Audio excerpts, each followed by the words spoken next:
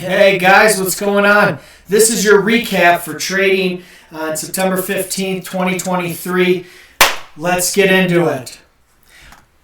Appreciate you guys being here. Just want to let you know I'm trying to update some things, but I want to also give you an update on my week because I've been a little MIA. I just find lately that not kind of divulging or having to share has allowed me to kind of be more relaxed and kind of keep me consistent. So on top of that, I just want to let you guys know we are also trying a new angle. I figure you guys might like the idea of seeing all my screens, seeing my ideal setup and what I've got going on. So hopefully we can do that, but let's go ahead and get into it.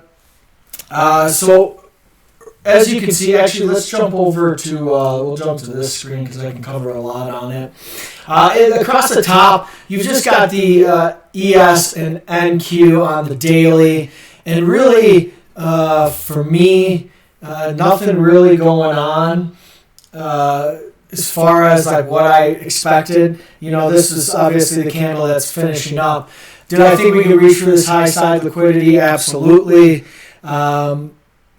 And you can see we've kind of sold off now. You kind of assume we're back at these lows. Maybe we are going to test some lower levels. In the NQ, we still got a gap to take care of that we came down to last month.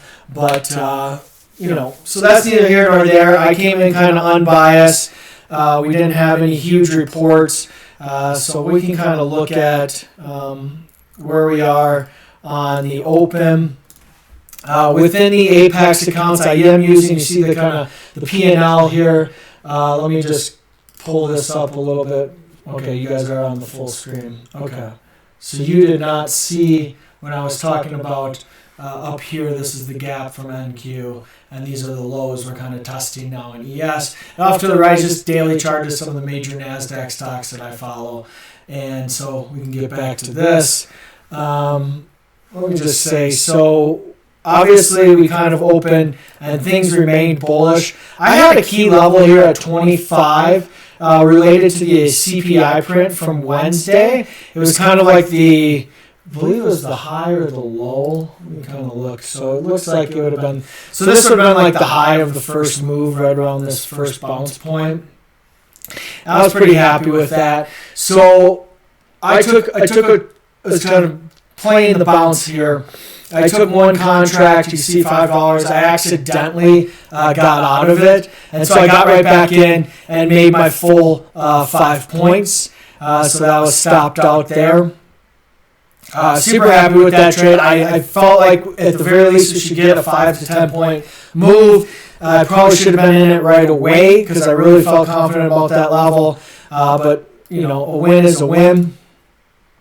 I really only traded for about an hour in the morning, so I was cognizant of that. And you can see here kind of coming into my next trade, I wasn't happy with what I saw. So I was actually moving my stop up to shorten the loss because I expected kind of more of a bounce here. Again, kind of breaking that low from back here. Really big flush through. I thought at this point maybe we were going to make what happened later, right? We needed one more flush. So I was happy getting out, having a forced stop. It allows me to not say, okay, let me just give it a little more room, Hey, I'm out. Look for a re-entry. Don't get upset. Really I've got, trading one contract in two accounts, 2 in another, and then 4 in the other one. And I found that's really helpful for me because it allows me to see a P&L throughout the day that's not a lot up or down, but still getting that scale. So here, pretty much a full point. I don't know why I took this early. I think I was a little bit worried about it or whatever. Easily enough room. These are 15-second bars. So again, my trades are very quick. I don't really recommend, now that you guys are checking me out. Let's just kind of jump over here, see how the day's finishing up. I really don't recommend, that you guys trade on a 15-second one. Like, the candles don't mean as much, right? Like, a 1 minute is probably as low as I would go, but a 5 or 15, I think a 5 actually is a great level because you can kind of get away from all these quick flushes up, quick flushes down. It's a little bit more smoothed out, and 5 minutes is still, there's plenty of trades you can find in a 5-minute chart. But, regardless of the fact, let's get back into it. Okay, so I hit my target there. On this one, it was a full loss, but I still really like the trade. So you can see within the next 15 seconds, once I saw it was bottoming out here, okay, because we had this kind of consolidation then higher, come right back to that consolidation point right here. So let me just draw this for you guys so you can kind of understand what I'm talking about here. So we have this down move, but you can kind of see right in here is this consolidation, right? So you're seeing a lot of activity.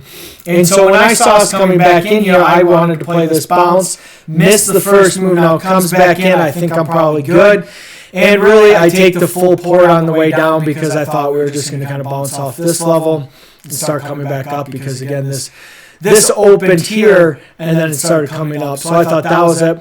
Take the full loss here, which is fine. Like, I'm probably net negative on the day, but I don't really see it because to me $200 is $200. But I really felt like, okay, this is a confident. Sorry, that is the close, 2 o'clock. I have my stuff up really loud. But regardless, I felt good that this was a move up with a tight stop that I had at the 550 level. I think I was at like 98.50 is right where I kind of had it, just below that low.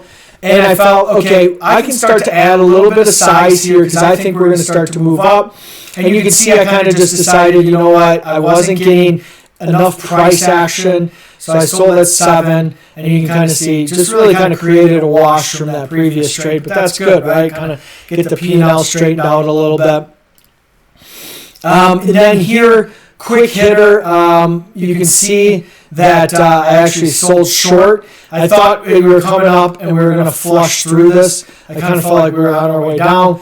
Didn't like the price action, so I went ahead and took a small profit there. This one, again, I'm more bullish. And really, I felt like all of a sudden we're holding this level, so I put on a couple more contracts. And that ended up being a profitable trade right before I needed to kind of leave for the day. I took one more trade here, quick hitter, just didn't like price action again, take the $20 and run. And then this one was, I've got to get my kid to school, why am I even in this trade? But I'm in it. And this was the last, looks like I've squeezed out a couple more trades here. So this one was a full trade, perfect trade for me. I have a 5-point take profit and a 10-point stop loss. My scalps, and here again we have an open flush down, and I bought here as kind of a move up, and sure enough, it opens, goes right up, takes my profit. And really, I started to take the short side because I felt like I got lucky there. And I should have probably just stayed out of this trade, but I shorted and shorted again with a break I was hoping for down here. It then immediately flushed against me, so then I'm not staying mindful of the trade. I have 2 contracts on. I kind of have a stop back above this. And when it came up, I should have just maintained my position and what I was seeing and how I was reading the charts, and not let it affect me, because obviously had I just held on for one more minute, give what I'm seeing a second to play out, that would have been a good trade. Got back onto the bullish side and decided to just take that one off and call it a day. And so that was my day over here with my Apex funded accounts. Really, I'm working on walking away after the day. So quick P&L. Just sorting by profit and loss of, 1 full loss, 3 kind of mid losses, and a nice ratio there with 2, almost 3 full profit takes. So profitable day for me with Apex. Let's go over to my screen here. Just kind of trying out and learning a little bit more about Renko, and really what you have is like a point and figure chart, or for this specifically, this is a Delta Renko chart.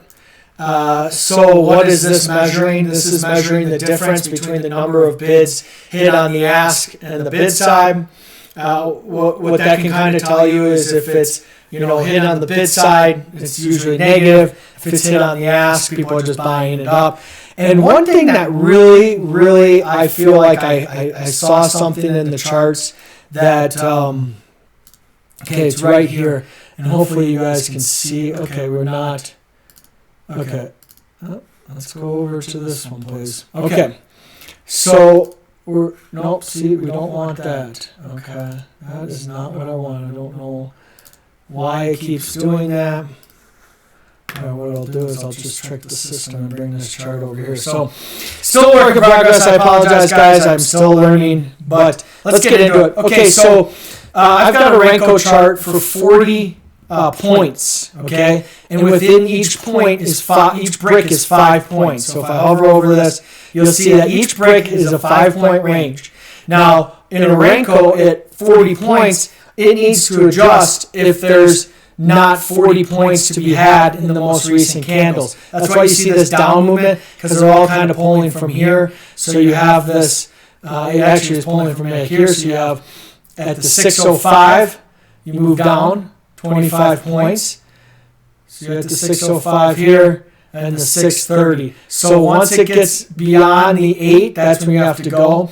So it moves over here, and it's pulling from over here. So you have 1, 2, 3, 4, 5, 6, 7, and then the 8th has to kick down. Research it on your own time. But basically, when this came in, this to me was like why I find value in this chart. And I actually was trading off of it exclusively. We'll just jump over on my day here with Earn Max. These are all evaluations, but a third of the way there on a couple of them. Again, I'm using the multiplier. 1 contract, 2 contracts, 3 contracts, 4 contracts, 5 contracts at a time per my trade. All right, getting into it though, let's look at these two specifically. So what is really unique is this is negative delta. So I'm going to hover over this box. You'll see the ask side was 700 and the bid side was 864. So it's a negative delta because there's more people essentially selling. And if you look down here, you see a large move up in the tick. And we had just kind of show you this. We have volume, cumulative delta, and the change in delta. Okay, so again, I'm looking at this chart, and let's get to where I'm looking over here. Okay, and so we're on a downtrend, right? We're moving down. We've got some solid downtrend, and the yellow box is it's the value area. So what that tells you is that quickly 70% of the volume occurred in that brick. Okay? And so you're seeing the value just go down. Okay? And this was, what I'm going to cover is why I should have just went short. So let's just kind of explain the psychology of this. Okay, most of the volume is occurring here. We start to sell off. This shows you the movement of the bar. So this was kind of a straight down bar, and it's continuing down. See, down, down, down. This was an up bar. But what you see here is you have a point, value area that migrates lower. Okay, it makes a push up, doesn't get higher than here, trades 3 contracts. Okay. What I want to tell you in the market is when you see extreme high and low, generally there's very few contracts that are traded at those levels because it's people getting lucky that they got in. And so what you see is you see a move up very quickly down, and then we see this move over here. And this is the action bar. Why is this the action bar? We see the value continue lower. It's showing false signs of buying in here. Why do I call it false signs? Because if we look back, there's 3 contracts here. And then the movement is up. It has a lot of decent volume, again, with this volume over here. But it can't even get above that 45 level. So once it starts to sell off in this brick, once you see that, okay, now we're selling back off, right? Because it's going to close soon to the downside. So there's a period here where the selling begins. Once you see that those 3 contracts are kind of off on their own, that's a short. And really, you're shorting this 45 level, and the market never gets back to 45. So you could have stayed short the, depending on how you approach it, you could have stayed short for literally almost 100-point move. What was the low of the day? I'm just going to pull this up. We had a low of 56. So a 90-point move you could have held on to from this morning by using this kind of a setup, a point figure, because it kind of just presents information in a different way, right? And what are you getting confirmation of? One, you're seeing the cumulative tick is trying to recover, right? It's recovered, but we're still moving lower. And you see this POC, it never gets back above. It ties it here, but it never gets back above. So you could have said, okay, if we can get a point of control or value area to migrate higher than this brick or this area, or you just have a 5-pointer up here. So if you get in here, you got a 5 or 10-point stop. Your stop's above there, okay, and you just go short. For me, in mine, I would have probably had a nice 5-pointer. But that was just something I kind of like, hey, that 3 back there, if you look, I see a few numbers. Let's see if we see something to the other way on the downside that indicates maybe a move up.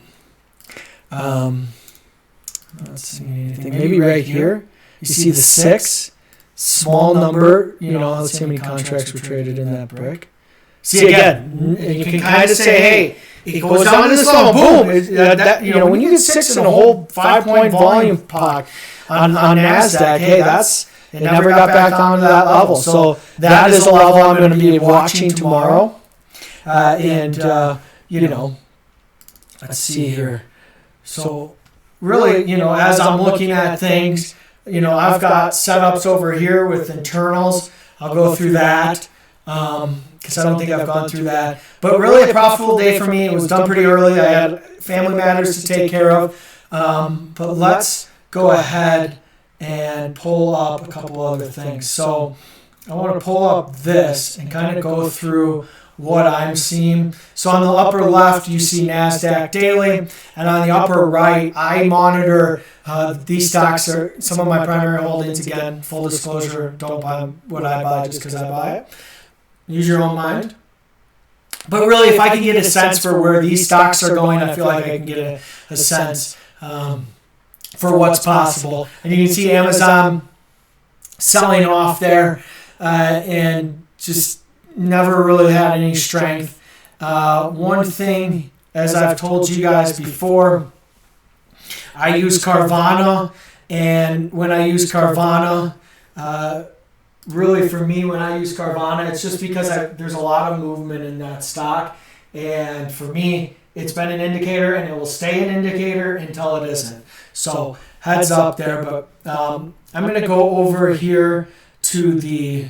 Let me just pull this up here for you guys and show you my internals.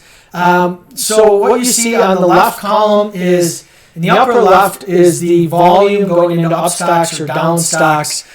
And so the whole top row is all for ES, that's the S&P 500, so all the data is coming from 500 stocks. And on the lower area, you're seeing NASDAQ, same thing. So let's just go left to right. The left column, so there's 4 columns, the left column is volume. So is volume going into stocks that are going up or going down? You can see the volume pretty much all day was a steady decline. You see here at the close, it's a sharp drop down. That's just because there's generally market on close.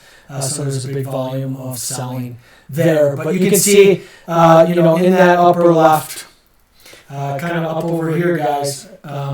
Sorry, let me show you over here. So up in this upper left, you can see it's just like a steady decline in the volume. The next is the tick. So each stock at a moment, is it ticking up or ticking down? This is a chart of it. And below those charts is the cumulative. So you can see those are all below the 0 line. So cumulatively, stocks were ticking down. That's what that can tell you. Next row is the advanced decline line. starting on the bottom with NASDAQ, it's just how many stocks at any given point are up or down. So you can see all day the majority of stocks were down. And on the upper level, in the upper section, you see the sectors. So you see all dark red, light red, and one green. So that gives you an indication that changes throughout the day, and that's from the open. So again, all that red, that's telling me it's lower.